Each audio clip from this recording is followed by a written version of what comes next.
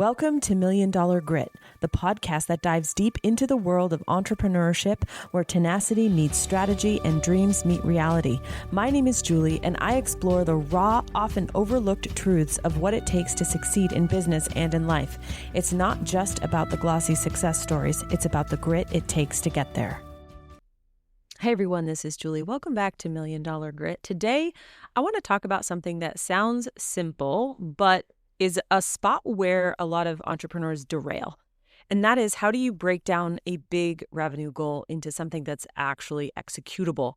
And the idea of saying to yourself, I want to go from $200,000 a year to $500,000 a year is inspiring, it's bold, it's growth, but it's vague. And once you start down that road, if you do not have action steps, you might find yourself doing the spray and pray method or getting super distracted. I want to talk about a client of mine. I'm going to keep her anonymous, but I think she's a great example of how to go from like, here's my revenue goal to how do we actually execute on this. So she came to me because she had plateaued around $200,000 a year. Solid business, right? Profitable, but she was stuck. She wants to get to 500K. That's doubling a business, by the way, and that's not a small task. Most businesses grow 3, 4, 5, 10% a year. She's asking to grow 100% a year. And in online business, we do have precedents for this happening, but don't misunderstand. It's a big ask, okay? Most people in this situation would say, let's run ads, increase traffic, let's launch more, harder, let's post more, let's create new offers. And honestly, none of those things are wrong, but before you do any of it, you need to stop and ask yourself, is the offer or the program even built for the scale that you want? It would be like saying, buying a Kia and expecting it to run, go 200 miles an hour in a race. Before you step on the gas, you must ask, do you have the right vehicle for that speed? And that's really about the offer. We did go back and forth on her offer. Her offer is $2,500. She's tempted to lower the price of the offer. That's very common when you come up against price objections. You think, okay, maybe it should be lower, or maybe I should rearrange my value ladder. I should put that at the beginning. Focus on that, sell something higher ticket. You can get really stuck in indecision. But what we wanted to the fundamental question that we wanted to answer was, can a $2,500 program actually support $500,000 in revenue? Is it positioned correctly? Does it have a painful problem attached to it? Is it different? Is it compelling enough that, strangers would want it? And we determined that it was worth focusing on, and that it could actually be the scaling mechanism. It wasn't quite positioned correctly, and that was a problem that we had to fix. So we started to fix that. And if you are thinking about doubling your revenue and you're like, well, I have a $200 offer and a $50 offer, do the offers, can they really carry the weight that you're asking? And in this case, we determined that she had the right car for the journey, and we had to look at the next bottleneck. And honestly, if you think about it, when you think about revenue goals, like you're at 200,000, you want to get to 500, there's just a bunch of bottlenecks in the way. It's not, if you think of it that way, you'll have a tendency to remove stuff and simplify versus add stuff. And it doesn't mean that there isn't stuff to be added, but it just is a slight reframe in the brain so that it's not you just building all this new stuff over and over and over and over and over again, okay? Versus saying, well, what's actually stopping me from getting here? And it's just a series of removing bottlenecks. When we looked at her sales mechanism and her offer, there was a bottleneck. And that was that she was primarily selling this $2,500 program on a sales call. And there's nothing wrong with a sales call. And $2,500 is kind of in that weird middle where a lot of people do need to use a sales call, but those who are really good at selling can get away with not. And if you're doing sales calls to a $2,500 program, and that $2,500 program actually is costing you time, right? You're a coach, you're actually doing the work.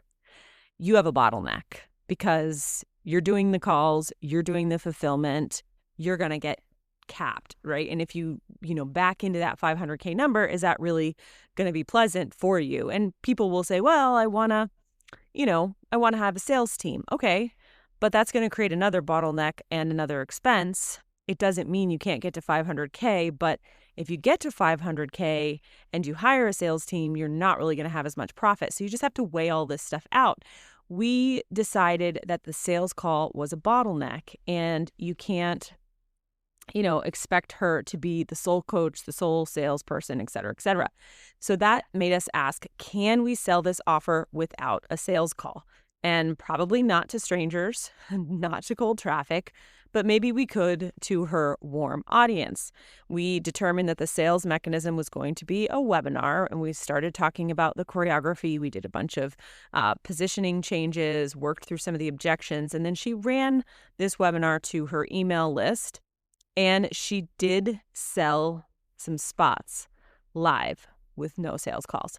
That was a huge win. That was a signal to us that the choreography and the positioning was slowly getting better, that her warm audience would buy without a sales call. Okay, but then we had to see if the removal of the bottleneck of sales calls would work for ads, right? She had tried ads in the past. Ads are definitely difficult because she has a very small niche. It can be hard to find those folks, and it's much lower trust, much lower show-up rates, different psychology. We decided to go ahead and try it, and we ran some ads, and we had a few things that we immediately noticed. The show-up rate was very, very low. We did get some great cost per lead, but we also wondered if maybe those folks weren't quite ready. However, we had someone who joined the funnel in the end of February and purchased, paid in full, no sales call. And that is another signal that says, okay, we're removing the bottleneck of time, right? We're getting rid of those sales calls. We are, consistently improving the webinar so that choreography is doing a lot of that heavy lifting. We have proven that the choreography and the positioning of the offer does convert high trust cold traffic, right? Hyper buyers, okay?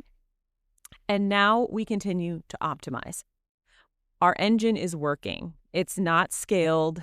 There's definitely still problems. We have issues with show up, right? But the engine works. And what I want you to see in this whole thing is that the 500K goal doesn't really get attacked all at once. We didn't try to solve all the traffic problems. We didn't try to solve delivery. We focused on one constraint at a time, one constraint, one rock that's in the way on our way to 500K with the positioning of the offer, then what the sales mechanism is, then the removal of time bottlenecking, then the cold traffic. And big objectives like doubling your revenue are inspirational, and they can give you that hit of dopamine, but you need to be able to break it down into these micro objectives that are very much operational, because that's what's going to build momentum. And the funny thing is even though this has been hard to do and it's small numbers and we're building slowly, she is now not doubting, oh, should I lower the price? Should I do this, right? She's getting more and more confident that, okay, yes, this is the right vehicle. And that architecture is forming. And a lot of people miss this, and they chase the revenue. They think about adding things, and then they don't think about their destination of revenue as removing constraints. Revenue is always going to be a lagging indicator of the work that you're doing. It's constraint removal. If you are sitting here and you're listening to this and you're like, I have a big goal, I want to hit 300K, 500K, a million. The question is not, how do I make more money? We ask, what are all of the current bottlenecks and constraints that are in the way of getting to that goal? And then you realize, wow, okay, maybe this is actually possible if I can get the right vehicle, the right sales mechanism. And again, if you have a constraint that says, oh, well, I don't have enough traffic, and you determine, well, you need to start a YouTube channel. Yes. Are you adding something? Yes. But you're adding something strategically to remove a constraint rather than just adding something and being like, well, that seems like it's a good idea. And that is how you build a business that can actually hold the number that you want and that you see. That is the work I do. That is the work I absolutely love to do. And it really is the difference between building a business that's going to like chain you to your desk and make you feel like you're grinding and hustling, and one that's going to get easier and more streamlined over time. If this is something that you need help with, I want you to reach out to me on Instagram, Julie C. Chanel, DM me, or you can email me, julie@juliechanel.com. I'd love to hear what you're working on. Talk soon. And there you have it, folks. Another dose of $1 Million Grit. I hope today's episode has left you feeling inspired, equipped, and ready to face your own entrepreneurial journey with resolve. Remember, until next time, embrace the struggle, harness your grit, and keep pushing forward. You're stronger than any challenge you face. I'm Julie, and this has been $1 Million Grit.